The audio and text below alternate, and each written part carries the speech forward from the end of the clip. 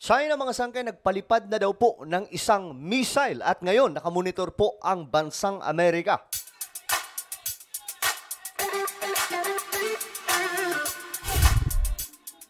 Hello, what's up mga sangkay? Magandang oras po sa inyong lahat. So ito nga po pag-uusapan po natin ngayon mga sangkay itong nangyari. No, na pagpapalipad daw ng isang missile nitong bansang China. Ang madalas po nating nababalitaan mga sangkay na nagpapalipad, bansang North Korea. Pero ngayon, hindi na po bansang Korea ito. Bansang China na po mga sangkay. So ito po yung ating pag-uusapan. Aalamin ngayon mga sangkay dahil minumonitor na daw po ito ng Amerika. Anyway, bago tayo patuloy, pakisubscribe po muna yung ating YouTube channel. Mga sangkay, ang good news po ay 1.29 million subscribers na po tayo. Sobrang dami na po natin. Ano pang hinihintay nyo? Yung mga hindi pa po nakakapag-subscribe dyan, click the subscribe down below, click the bell, and click all. Okay? Sa mga nanonood naman po sa Facebook, syempre, follow nyo po yung ating Facebook page.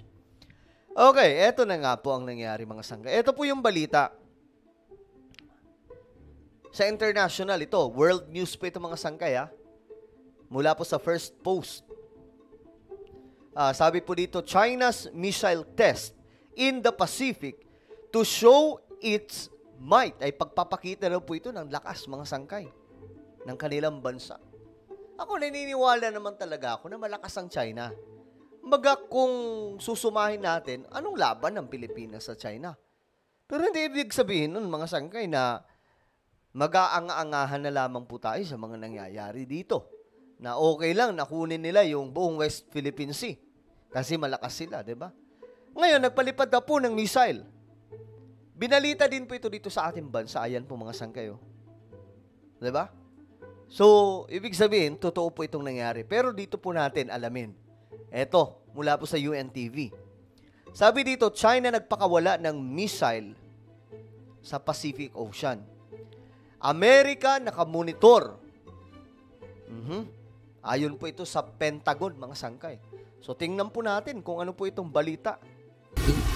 まさにご懸念をされているようにですね。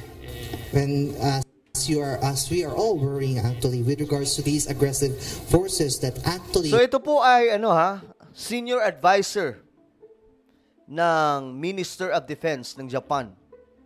Member of the House of Representatives. Wants to change the current setup of the Indo-Pacific region. With regards to this stance, we are also worried on this situation as well. So nag-aalala din daw po ang Japan sa ginagawa nitong China. Nagpahayag ng pagkabahala ang isang senior advisor sa Japan Ministry of Defense sa kasulukuyang sitwasyon sa Indo-Pacific region at maging sa So ayan po mga sangkay.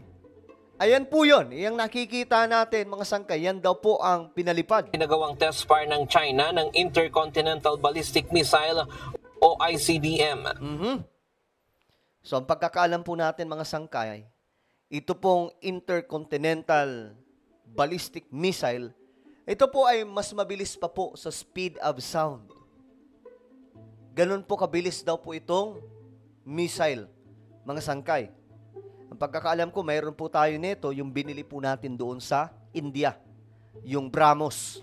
Kahapon, ibinalita ng Beijing ang matagumpay nitong pagsasagawa ng publicized ICBM test fire. Grabe, publicized. Pinakita sa publiko. So ano ito mga sangkay? Nagpapakita na ba ng angas itong China ngayon mga sangkay? So tama ang sinasabi dito ng international media. Na ito daw, itong test ng missile ay pagpapakita daw po ng kanilang lakas. Ayun first, ito daw po ang pinakauna simula 1980 na nag-test po sila ng isang missile. Aba, ano ba? Nananakot na ba ang China? Laban sa Pilipinas o laban po sa Taiwan? Sa Pacific Ocean. Ayon kay Yasuhiro Takami, Senior Advisor to the Minister of Defense, maituturing na seryoso ang sitwasyon sa rehiyon at dapat magkaisa ang mga bansa upang pigilan ang anumang banta sa seguridad. そういう思いは帰国とまさに And with regards to this situation, what we can say is we are on the same understanding of this threat, and with regards to the way of working on this together, we would like to have we share the same value, and we would like to cooperate with each other on work. Naku, itong Japan pa naman mga sangkay, nanggigigil po ito sa China. Kung mayroon pong tumatayo dito sa Asia, mga sangkay, against China, Japan, mga sangkay, at ito rin po ay kinakatakutan ng China. Hindi po nila mababasta-basta yan. Alam po natin ang kasaysayan, mga sangkay, ng Japan noong World War II.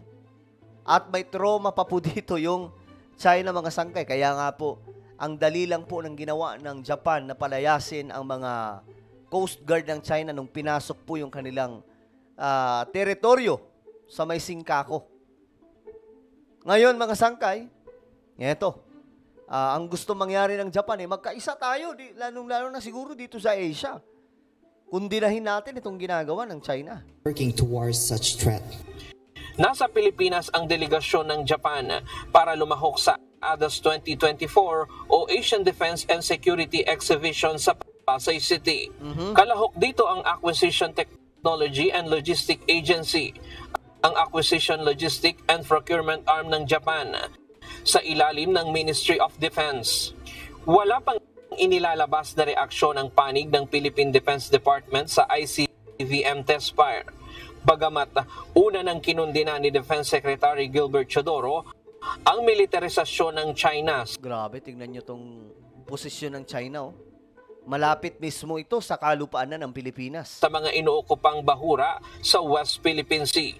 Una nang sinabi ng China na bahagi ng pagsasanay ng rocket force ng People's Liberation Army ang inulunsad na ICBM na may dummy warhead.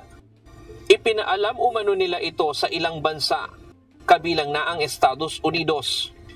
So, alam ng Amerika pala ito, mga sangkay. Ibig sabihin, opisyal itong isinagawa. Ano ba to? Matatawag ba natin itong legal? Kasi ipinaalam, sabi dito mga sangkay, ipinaalam daw po ito sa mga bansa, kasama po yung Amerika. Na ICBM na may dummy warhead. Ipinaalam umano nila ito sa ilang bansa, kabilang na ang Estados Unidos. Kabilang na ang Estados Unidos. Yung Amerika, mga sangkay. Kinumpirma naman ito ni Pentagon Deputy Press Secretary Sabrina Singh.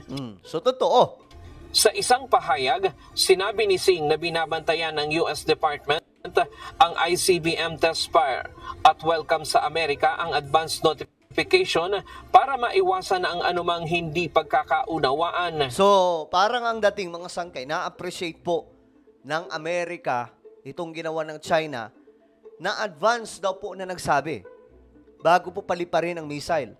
Hindi po katulad dito mga sangkay sa North Korea na biglaan na lang may pinapalipad mga sangkay. Tingnan nyo to Sabi po dito ng Pentagon, ito basahin natin, itong Pentagon Deputy Press, doon po ito sa US. Remember, mortal na kaaway po ito ng China. Sabi nila dito, we were given some advance notice, but let's not get into more specifics of that. I will say that was a good thing that, and that is moving into the right direction in terms of getting that advance notification. So, kumbaga, ito ay, sabihin na lang natin na ito ay magandang direksyon, magandang bagay na tumatakbo tayo sa isang tamang direksyon in terms sa pagkakaroon ng advance na pagpapaalam sa kanila. So ano mayroon, mga sangkay? Tropa na sila ng Amerika? Well, hindi. Kumbaga, pinaalam lamang po nila mga sangkay in advance. Sa Amerika ang advance notification para maiwasan ang anumang hindi pagkakaunawaan. Mungkahi rin nila sa China. Ituloy ang pag-aabiso lalo na pag nagsasagawa ng ballistic missile at space launch. Ayan na mga sangkay. Ituloy daw po, sabi ng US, okay naman pala okay naman pala kung ganun lagi, Sabi ng US, ituloy nyo lang yung kung ano man ang inyong mga gagawin, magpapalipad kayo ng mga rocket o ano man dyan, sabihan sila ng advance para hindi daw po, kumbaga para hindi nagbibigay sila ng masamang opinion lagi. Samantala, kinumpirma ng isang opisyal ng National Security Council na nakarating na sa Skoda o sa Sabina Shoal ang barko ng Philippine Coast Guard. Ayun, nasa Skoda na po yung mga magbabantay ng mga Pinoy, mga sangkay. Ito po ay mga otoridad natin. Tumanggi ang NSC na magbigay ng karagdagang detalye ukol sa isinugong barko, ngunit tiniyak nitong nagpapatrolya na ito sa lugar. Ayun. Nauna nang iginiit ng mga otoridad na hindi pa kontrolado ng China ang Sabina Shoal matapos na umalis sa lugar ang BRP Teresa Magbanwa ng Philippine Coast Guard. Well, that's for the not losing control. No, definitely not. But what steps are forthcoming? That's for the National Maritime Council to determine. That's beyond my jurisdiction.